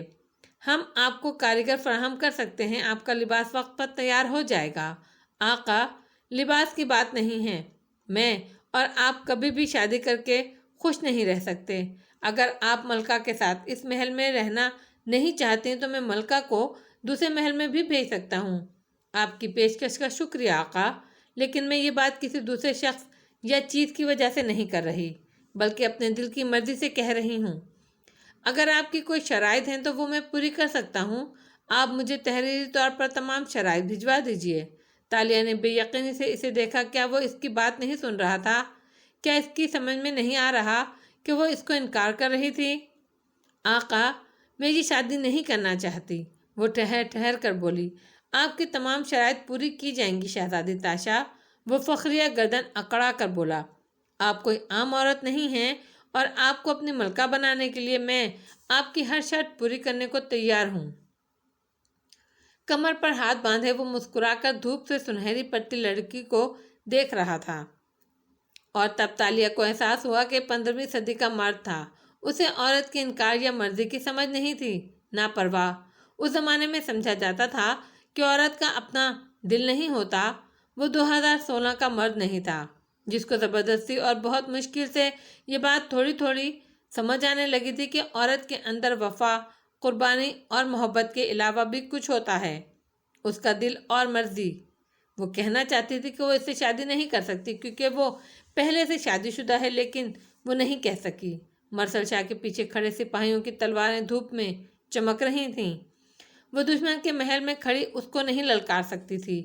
اس کا خیال تھا کہ وہ انکار کرے گی تو مرسل شاہ سمجھ جائے گا، لیکن اگر اسے سمجھنا ہوتا تو ملکہ اس کا نکاح کسی اور سے کیوں کرواتی؟ اگر آپ کی کوئی شرائط یا سوالات ہیں تو آپ ان کو بلا خوف و خطر میرے سامنے رکھ سکتی ہیں۔ کڑے مراحل سے گزر کر آپ کو حاصل کرنا مجھے زیادہ پسند آئے گا۔ اف سائیکوپیتھ، اس نے دل میں کہا، مگر بولی تو محض اتنا، میں آپ کو اطلاع کر دوں گی آقا، اور بس سر جھکا دیا تو وہ آگے بڑھ گیا۔ اور تب تالیہ کو احساس ہوا کہ وہ کیا بول بیٹھی ہے۔ بنگارا ملائیوں کا 13 باب۔ ذہن کے پردے پر کسی فلم کی طرح چلنے لگا۔ اس باب کا نام تھا شہزادی کی آخری مانگ، اور اس باب میں شہزادی تاشا کے 7 مانگوں کا ذکر تھا، جو کہ انہوں تالیہ نے سر جھٹکا۔ اسے ان مانگوں کے بارے میں سوچنا بھی نہیں چاہیے، کیونکہ جہاں پہلی 6 شرائط مضحکہ خیز اور دیومالائی کارنامے سر انجام دینے سے متعلق تھیں، وہاں آخری شرط ایک جان لینے سے متعلق تھی۔ مرسل شاہ سے اس کی اپنی جان لینے کا سوال، اس نے جھرجھری لی۔ وہ ایسے سوال نہیں کر سکتی تھی۔ اس کتاب کے آخری 3 ابواب جھوٹے تھے، یقیناً جھوٹے۔ وہ اپنی کنیزوں کی معیت میں چلتی محل کے باغیچے تک پہنچی تھی کہ سامنے چند رؤسا کی ایک ٹولی کھڑی تھی۔ اسے آتا دیکھ کر ان کے درمیان کھڑے ابوالخیر نے باقیوں کو اشارہ کیا تو وہ تتر بتر ہو گئے، تو وہ تنہا وہاں روش پر کھڑا شہزادی کو اپنے قریب آتے دیکھنے لگا۔ آپ مجھ سے بات کرنا چاہتی تھی شہزادی؟ شہزادی ایک دم رخصت ہو گئی۔ دھوپ شہزادی پر سے ایک دم رخصت ہو گئی۔ آسمان پر بادل جمع ہونے لگ گئے اور ہر طرف چھایا اترنے لگی۔ دونوں گھاس کے درمیان بنی روش پر آمنے سامنے چھاؤں میں کھڑے تھے۔ ابوالخیر، مجھے معلوم ہوا ہے کہ آپ کے پاس ماروا مس ہے، طلائی گلاب کا پودا۔ ابوالخیر چند لمحوں کے لیے خاموش رہا، پھر مسکرا کر ابرو اٹھایا۔ طلائی گلاب؟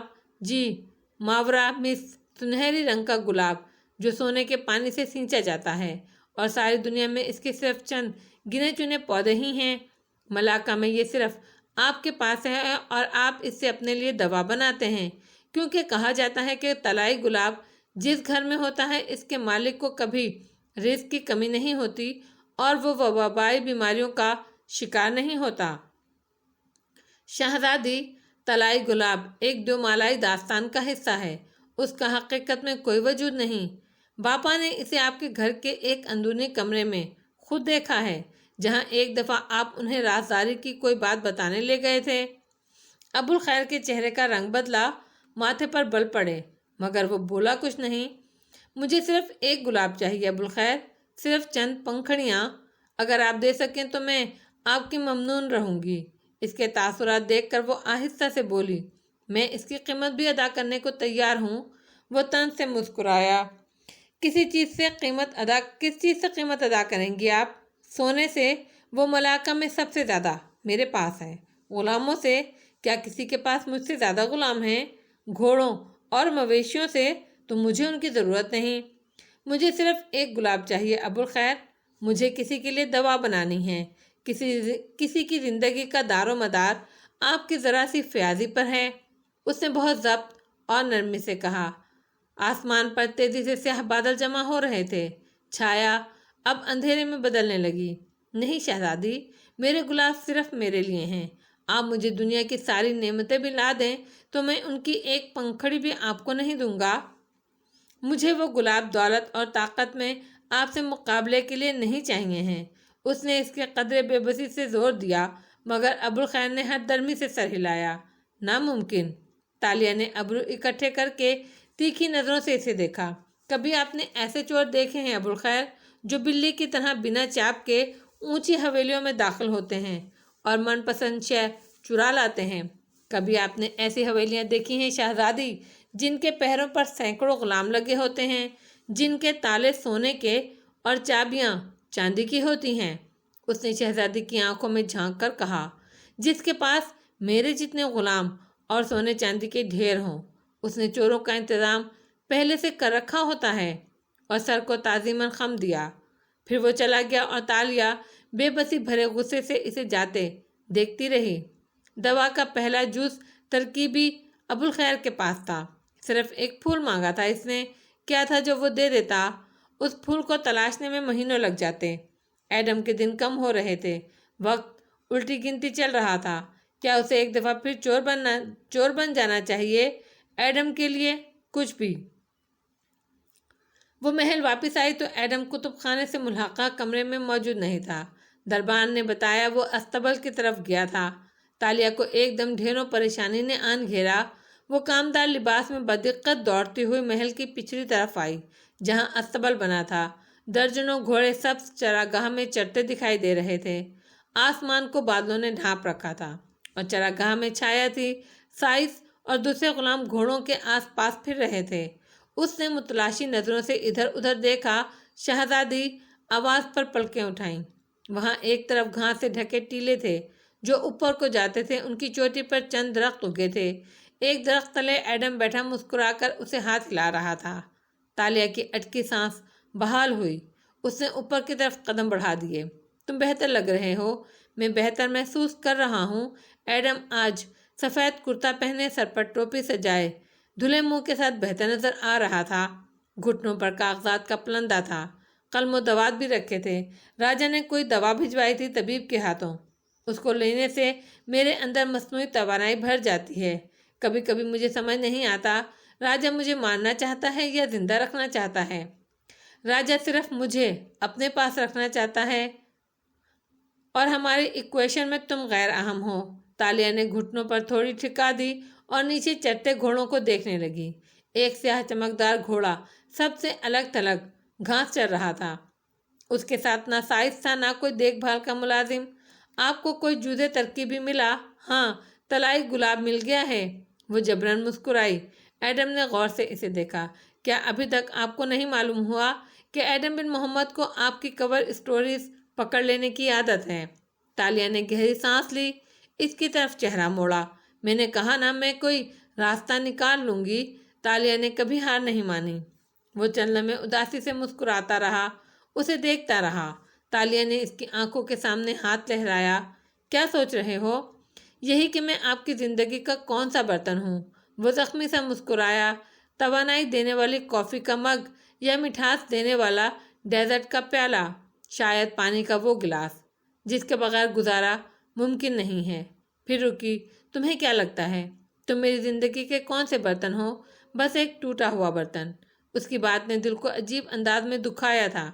وہ چپ ہو گئی۔ پھر اس کے کاغذات کو دیکھا۔ کیا لکھ رہے ہو؟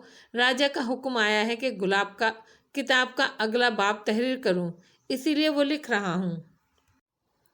وہ اچنبھے سے اسے دیکھنے لگی۔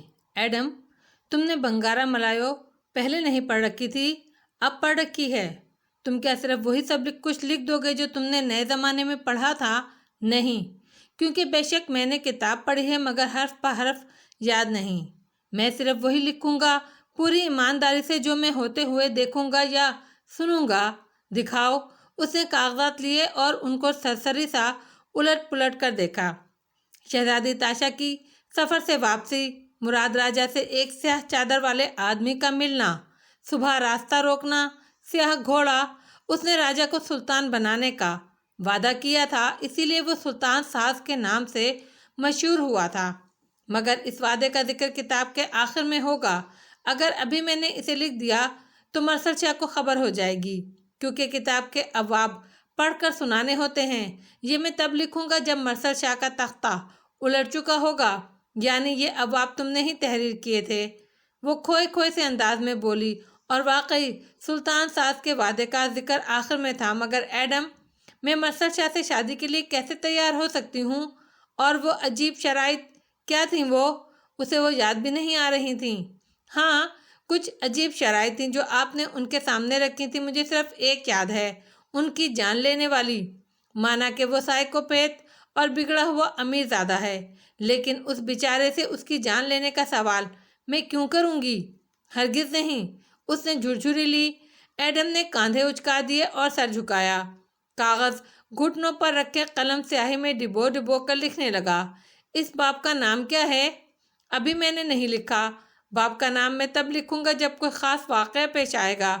ویسے یہ کتاب ہم نے پڑھی تھی نئے زمانے میں۔ اس میں اس باب کا نام شہزادے کی آخری مانگ تھا، لیکن جب آپ نے سلطان سے کچھ مانگا ہی نہیں تو میں وہ نام کیوں رکھوں؟ تم اس کا نام کچھ اور رکھ دو، اور ابھی رکھ دو۔ وہ تیزی سے کہہ کر اٹھی۔ ایک دم سے اسے گھٹن محسوس ہونے لگی۔ کیا؟ ایڈم نے پیچھے سے پکارا۔ دی پروڈیگل ڈاٹرز ریٹرنز۔ تالیہ جواب دیے بغیر سبز پہاڑی سے نیچے اترنے لگی۔ ہوا تیز چلنے لگی تھی اور اس کے ٹخنوں کے گرد سے اس کا لباس پھڑپھڑا رہا تھا۔ اوپر بیٹھے ایڈم نے زکام زدہ سانس ناک سے اندر کھینچی اور سر جھکا کر آہستہ آہستہ کچھ لکھنے لگا۔ سیاہ گھوڑا اکیلا کھڑا گھاس پر منہ مار رہا تھا۔ وہ اس کے قریب آئی اور نرمی سے اس کی گردن کو چھوا۔ घोड़े ने ज़रा सा गर्दन हिलाई और फिर वापस खाने में मसरूफ़ हो गया। वो धीरे धीरे इसके बालों में हाथ फेरने लगी, प्यार से, अपनायत से। वो अस्तबल के सामने खड़ी थी और यहाँ से इसे कनखियों से अस्तबल के बारे में काम करते मुलाजिम दिखाई दे रहे थे। ये किसका घोड़ा है? इसने करीब से गुजरते साइस को पुकार के सरसरी सब पूछा और साथ ही इसके बालों पर हाथ फेरने लगी। कम अज़ कम मेरा नहीं है। आवाज़ पर वो चौंकी। फाते जाने कहाँ से आया था। उसके साथ से गुजरते हुए संजीदगी से तबसरा किया। अस्तबल की जाने बढ़ गया। तालिया ने देखा अस्तबल के एक चौकट्ठे में एक दूसरा स्याह रंग का घोड़ा खड़ा था। इसने जल्दी से हाथ उस घोड़े से पीछे खींचा। ओह, ये किसी और का घोड़ा था।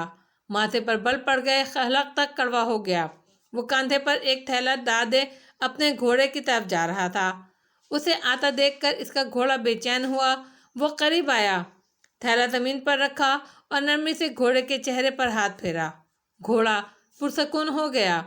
वो अपने हाथ झाड़ते उसके पीछे आई और इसके चौकटे के दहाने पर रुकी। आप बापा को कौन सी उम्मीद दिला रहे हैं? अंदाज में खफगी से ज़्यादा गुस्सा था। पता नहीं किस बात का। ये सवाल आप अपने बापा से पूछें शहजादी, मुझसे नहीं। वो बेनियाजी से कहता अब थैले से कुछ चीज़ें निकाल रहा था। बाल माथे पर बिखरे थे और कुर्ते के आस्तीन मोड़ रखे थे।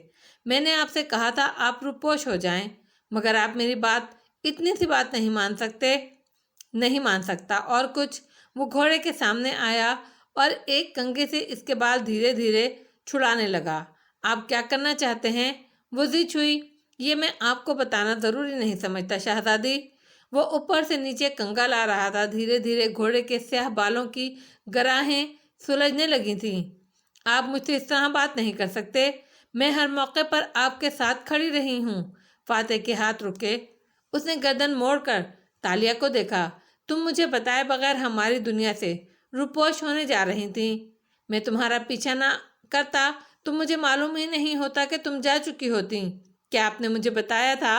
आपने मुझे भूल जाने का फैसला कर लिया था। फिर मैं क्यों बताती? आपकी दुनिया ने मुझे दिया ही क्या है? मैं इतने महीने आपकी और असरा बेगम की मुलाजमत करती रही, सिर्फ आपके उस फैसले की वजह से, क्योंकि आप चाहते थे मैं आपको आर्याना के बारे में याद दिलाऊं। आपको अंदाज़ा है आपकी वजह से मैं किस कर्ब से गुजरी हूँ? बादलों पर अब बिजली कड़कती दिखाई दे रही थी। हर तरफ अंधेरा फैलने लगा था। वो एकदम गरजने लगे तो फाते ने ऊपर देखा।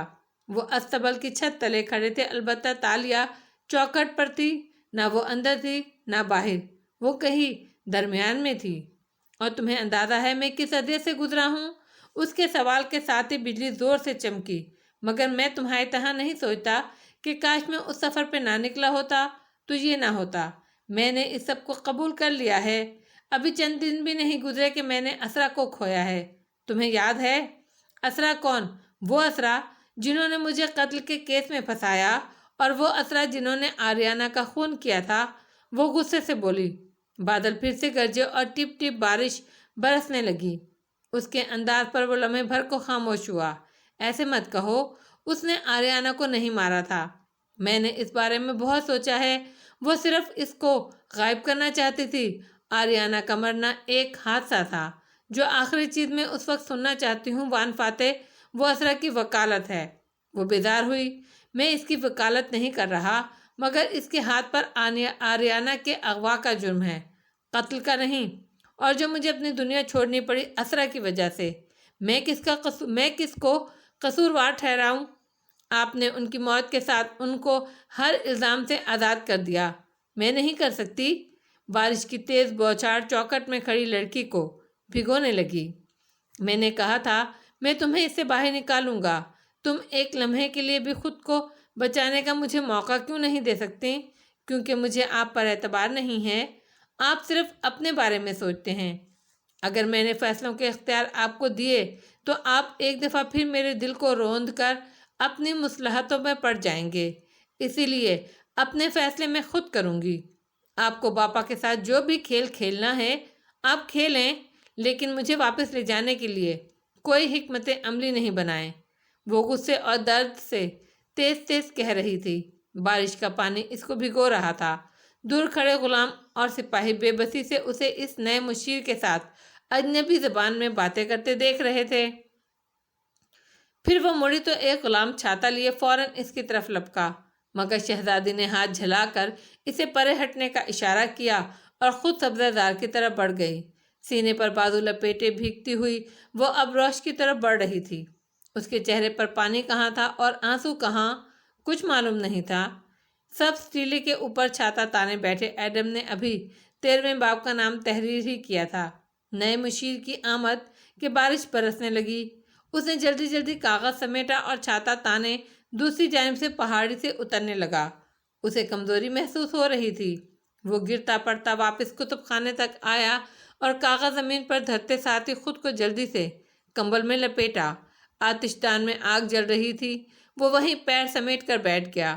اس کو کپ کپی چڑھی ہوئی تھی اور ایک دم ٹھنڈے ہونٹ جامنے پڑنے لگ گئے تھے۔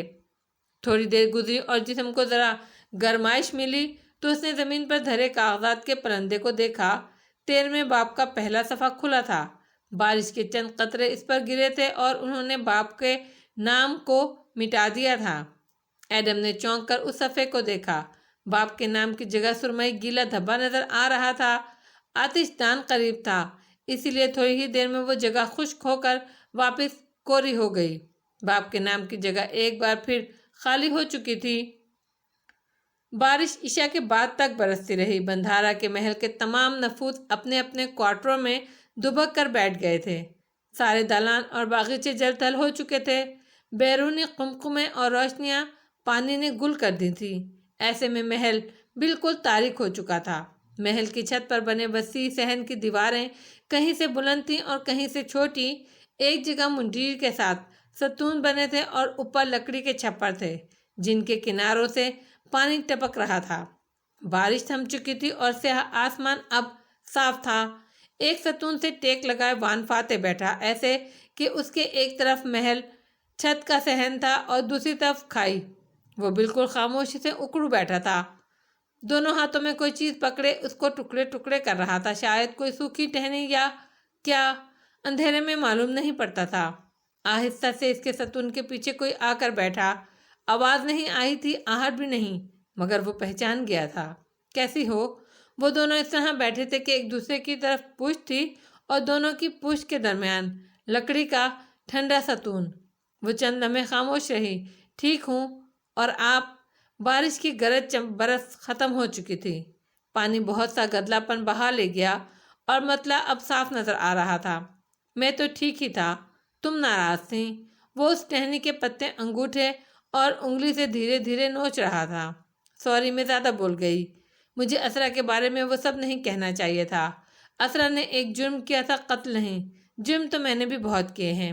وہ سر جھکائے کہہ رہی تھی، شاید میں آپ کی طرح اسرا کو معاف نہیں کر سکی۔ جو میرے ساتھ کیا اس کے لیے بھی نہیں، اور جو کسی بچے کی زندگی کو خطرے میں ڈال کر کیا اس کے لیے بھی نہیں۔ میں خود کو اسرا سے بہتر نہیں کہہ رہی، مگر کسی بچے کی جان کو خطرے میں ڈالنا یہ میرے نزدیک ایک ناقابل معافی جرم ہے جو کم از کم میں نہیں کر سکتی، اسی لیے میں اتنا بول گئی۔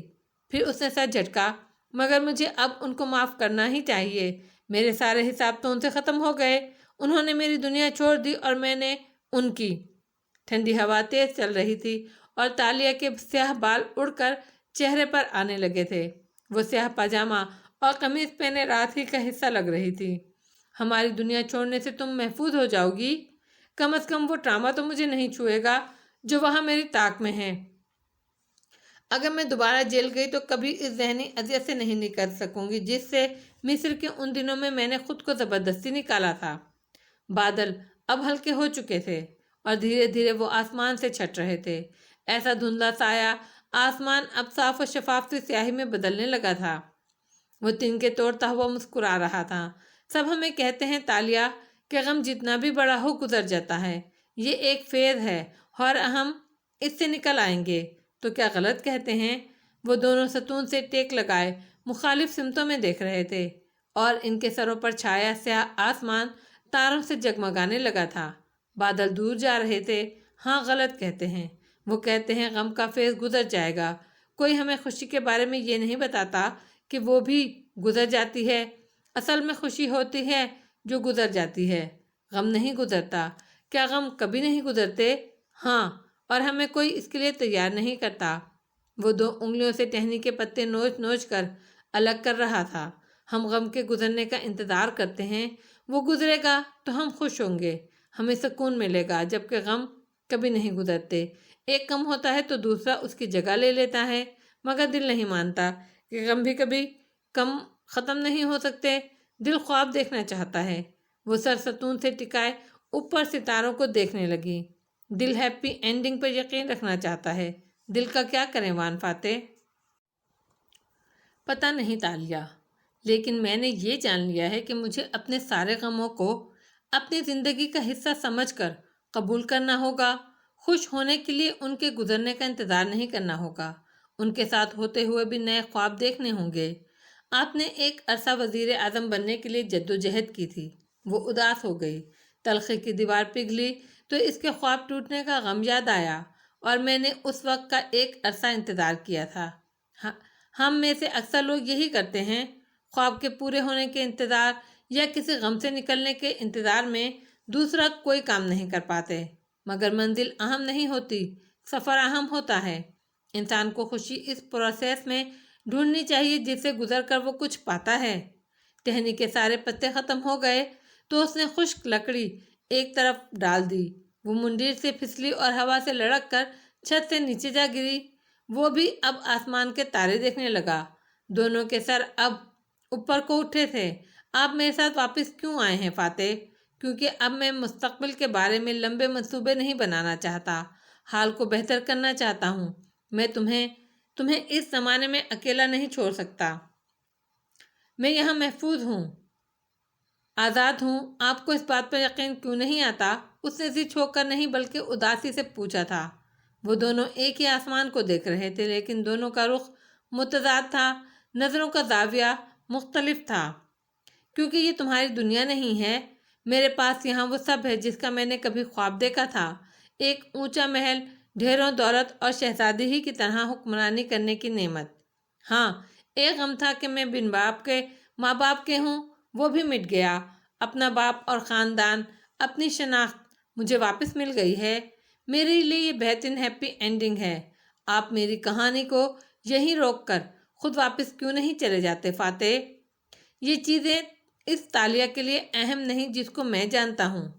ایک زمانے میں تمہیں لگتا تھا یہ چیزیں اہم ہیں، لیکن تم جانتی ہو کہ یہ چیزیں تمہیں کبھی خوش نہیں رکھ سکیں گی۔ وہ چند ساعتیں کچھ بولی نہیں، بس اوپر دیکھتی رہی۔ آپ کو لگتا ہے آپ چلے جائیں گے تو میں رہ نہیں سکوں گی؟ اس غم اور ہارٹ ٹچ کے ساتھ تم رہ لو گی؟ غم تو ہمارا حصہ ہے جو ہم سے کبھی جدا نہیں ہوتا۔ یہ سوگواریت ہمیں اندر سے نرم بناتی ہے۔ ہمیں خود کو دن کا کچھ حصہ اداس ہونے کی اجازت دے دینی چاہیے۔ غم کے ساتھ سب رہ سکتے ہیں تالیہ، محلوں میں بھی اور جھونپڑیوں میں بھی، اور غم ہماری زندگی میں بھی ہوں گے، یہ کبھی ختم نہیں ہوں گے۔ تو مجھے یہاں کیوں نہیں چھوڑنا چاہتے آپ؟ اس نے چونک کر گردن گھمائی۔ یہاں سے اسے ستون ہی نظر آ رہا تھا۔ اس کے پیچھے وان فاتح چھپ گیا تھا۔ کیونکہ میں چاہتا ہوں ہم دونوں جہاں رہیں، ساتھ رہیں۔ تم میرے ساتھ رہو اور میں تمہارے ساتھ۔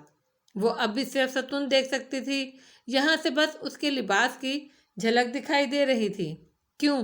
اتنا سب کچھ ہونے کے بعد، 2 زمانوں کا سفر ایک ساتھ کرنے کے بعد ہم الگ کیسے رہ سکتے ہیں تالیہ؟ اس کا جواب مبہم تھا، یا شاید واضح۔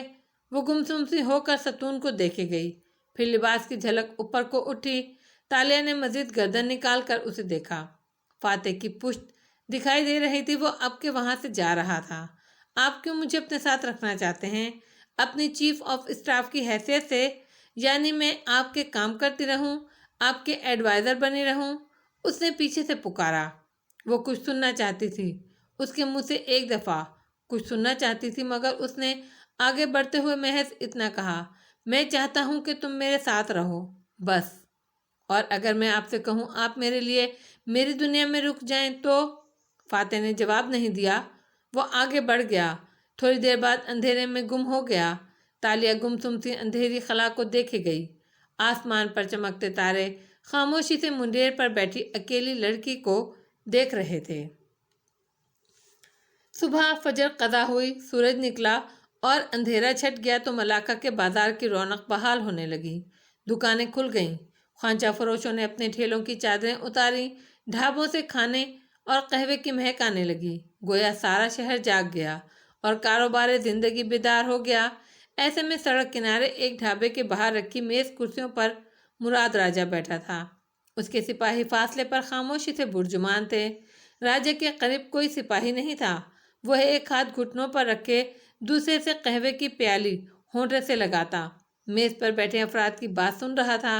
پہلے دکان کا مالک اور 2 لوگ آگے بیٹھتے تھے، مگر اب راجہ کو روز کسی ڈھابے میں بیٹھ کر چائے پیتے دیکھ کر لوگوں کے حوصلے بلند ہوئے۔ آج تو صبح ہوتے ہی رش لگ گیا تھا۔ میلے کچیلے قسمہ پرسی کا شکار لوگ جوش و جذبے سے راجہ کو باری باری اپنے مسائل بتا رہے تھے۔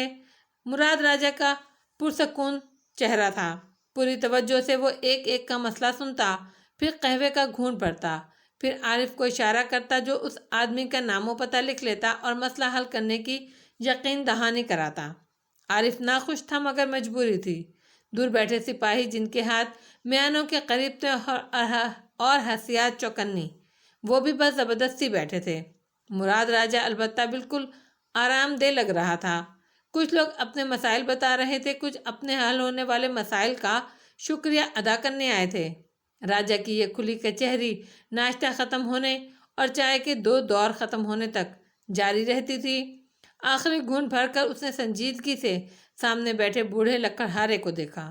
میں سمجھ نہیں سکا، اگر تم چند ماہ پہلے بھی اتنا ہی کماتے تھے تو اب پریشان کیوں ہو؟ کیونکہ راجہ اب خرچہ بڑھ گیا ہے، محصول زیادہ دینا پڑتا ہے، مہنگائی ہو گئی ہے۔ اوہ، یہ سب چینی قرضے کی وجہ سے ہوا ہے۔ اس نے گھونٹ بھر کر پیالی رکھی اور قبا کو جھٹکا دیتے ہوئے شکنیں درست کرتا اٹھا۔ سب لوگ ساتھ ہی اٹھے، مگر فکر نہیں کرو، میں کچھ کرتا ہوں۔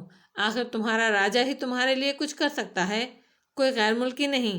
جتا کر بولا تو وہ لوگ سر جھکا جھکا کر اسے دعائیں دینے لگے۔ مراد مبہم سا مسکرایا۔ ارد گرد لگا جھمگٹا سب لوگوں کا خوف اور امید کے درمیان مسئلے بیان کرنا، پھر ان کے چہرے کی خوشی، مگر نہیں خوشی نہیں، ان کی نظروں کی ستائش، ایک عجیب سا سرور تھا ان سب میں۔ راجہ، ایک نوجوان نے جاتے جاتے اسے پکارا تو وہ مڑا۔ اسے پیچھے سے پکارے جانا برا لگتا تھا، مگر فی الوقت وہ ٹھہر گیا۔ نوجوان نے ڈرتے ڈرتے ایک رول شدہ کاغذ بڑھایا۔ میں شاعر ہوں راجہ، یہ قصیدہ آپ کی شان میں لکھا ہے۔ مراد مسکرایا اور عارف کو اشارہ کیا۔ اس نے قصیدہ پکڑا اور کھول کر سنایا۔ وہ زبان و ادب کے حوالے سے چند غلطیوں اور بے ضابطگیوں سے پر تھا اور کہیں کہیں بے وزن بھی تھا، مگر اس میں دل کھول کر راجہ کی تعریف کی گئی تھی۔ مراد نے اس آدمی کو اشرفیوں کی ایک تھیلی عطا کی اور اپنے گھوڑے کی جانب بڑھ گیا۔ مسکراہٹ اس کے لبوں سے جدا نہیں ہو رہی تھی۔ ایک حکمرانی محل کے اونچے چبوترے پر بیٹھ کر کی جاتی ہے، ایک لوگوں کی آرا میں اونچا مقام رکھ کر کی جاتی ہے، دوسری کے بغیر پہلی میں مزہ نہیں آتا، اور دونوں ساتھ ہوں تو اس انسان سے زیادہ طاقتور کوئی نہیں ہوتا۔ وان فاتح درست کہتا تھا۔ اپنے لوگوں میں مزید مقبول ہونے کے لیے مراد راجہ کو ان غیر ملکیوں کا پتہ صاف کروانا تھا۔ اب